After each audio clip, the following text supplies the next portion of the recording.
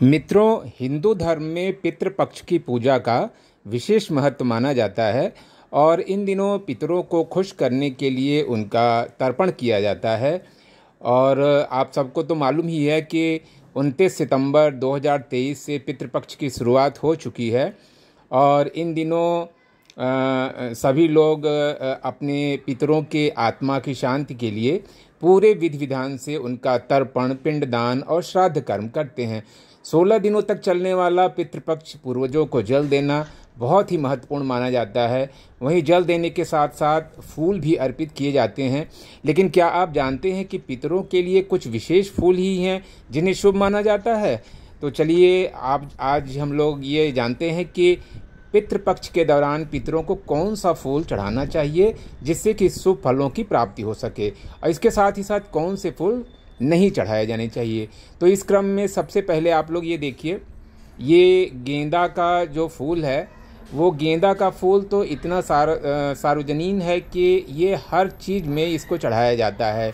यानी सभी देवताओं को, हर कर्म में, शादी विवाह, मतलब किसी भी चीज़ में ये एक सार्वजनिक फूल है और इसको आप अपने पितरों के श्राद्ध कर्म में, इसको आप पूजा के दौरान आप इसको यूज कर सकते हैं, चढ़ा सकते हैं।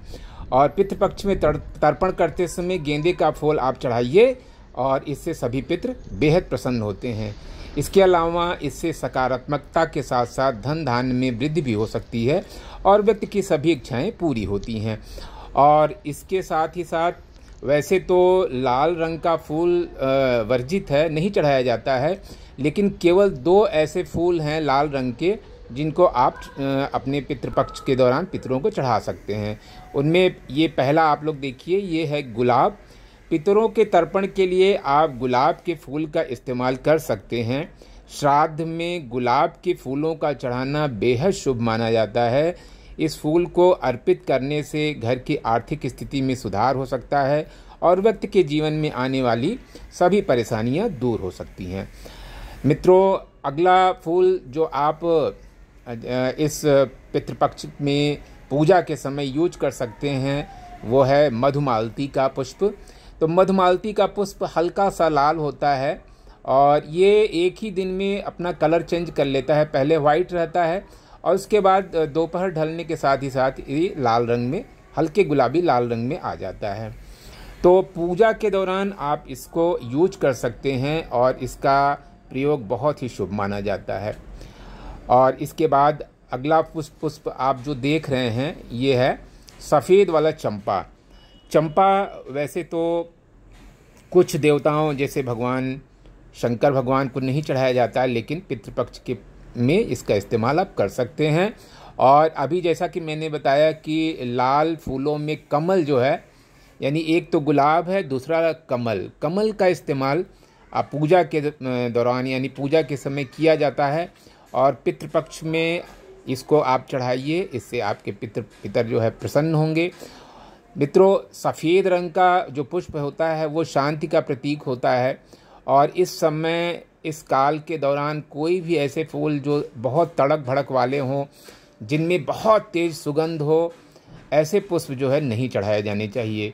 तो इस क्रम में मैं आपको बताता हूँ कि ये चांदनी का जो फूल होता है, आजकल ये मौसम भी बड़ा ही अनुकूल है, तो चांदनी का जो पुष्प है भगवान शंकर को चढ़ाया जाता है और साथ ही साथ पितृपक्ष की पूजा के दौरान आप इसका इस्तेमाल आचमन, मतलब जब भी आप तर्पण करें तो तर्पण करते समय तिल के साथ अपने हाथ में ले करके और एक साथ तिल और ये चांदनी का जो सफ़ेद फूल है आप उसको जो है चढ़ाएं और जल चढ़ाएं।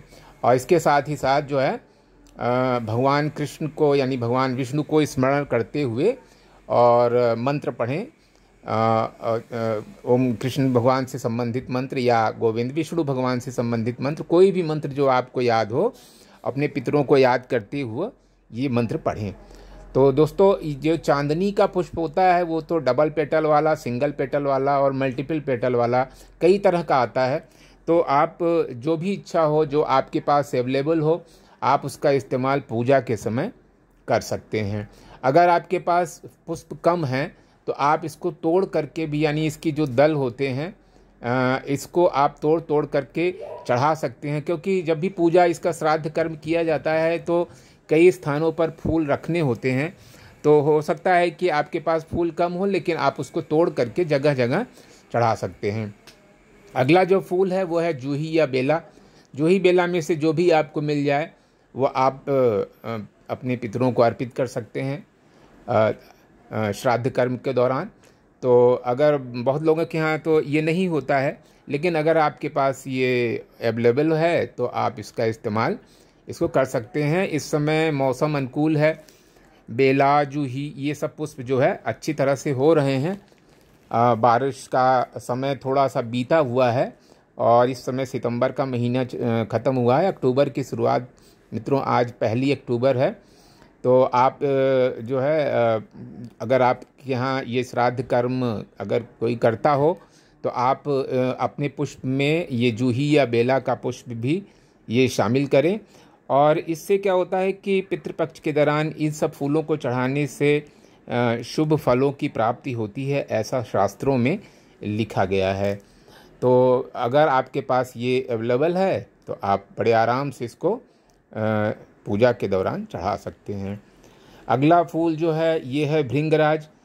दोस्तों भृंगराज अगर आप अपने आसपास देखें तो कहीं भी भृंगराज का पौधा आपको शायद मिल जाए। छोटे छोटे इसके फूल होते हैं और भृंगराज का प्रयोग बालों के लिए जो तेल होता है उसको बनाने के लिए, मजबूत बालों को करने के लिए जो है वो यूज किया जाता है। तो आप उसका इस्तेमाल पूजा के समय कर सकते हैं। और ये अगला है ये येलो चंपा। तो ये चंपा का जो पुष्प है इसका प्रयोग पूजा के समय जो है सफ़ेद वाला चंपा और ये पीला वाला चंपा, दोनों तरह का चंपा जो है ये प्रयोग किया जाता है। भगवान विष्णु को ये चढ़ाया जाता है। हालांकि भगवान शंकर को चढ़ाना वर्जित है, लेकिन भगवान विष्णु को ये चढ़ाया जाता है। तो आप पूजा के समय यूज कर सकते हैं। दोस्तों ये तुलसी दल की भी मान्यता है कि तुलसी दल के कुछ जो इनके तुलसी जी के जो दल होते हैं उनको भी आप पूजा के समय चढ़ा सकते हैं। अब हम लोग आते हैं कि कौन से फूल नहीं चढ़ाए जाने चाहिए। इन फूलों को आप थोड़ा सावधानी बरतें, इनको अनजाने में भी न चढ़ाएं। ये है सबसे पहले ये कनेर का जो पुष्प होता है जो कि भगवान शंकर जी को अति प्रिय है, लेकिन ये श्राद्ध कर्म के दौरान ये सफ़ेद वाला हो या पीला वाला हो, ये सब पुष्प जो है ये नहीं चढ़ाए जाते हैं। अगर आप इन फूलों को तोड़ रहे हैं तो ध्यान रखिए कि आप श्राद्ध कर्म में इनका इस्तेमाल न करें। ये फूल जो है शंकर भगवान को चढ़ाए जाते हैं। तो पीला फूल जो है ये जो पीला फूल में आप गेंदे का फूल ही रखें तो अच्छा रहेगा, तो इसको न चढ़ाएं।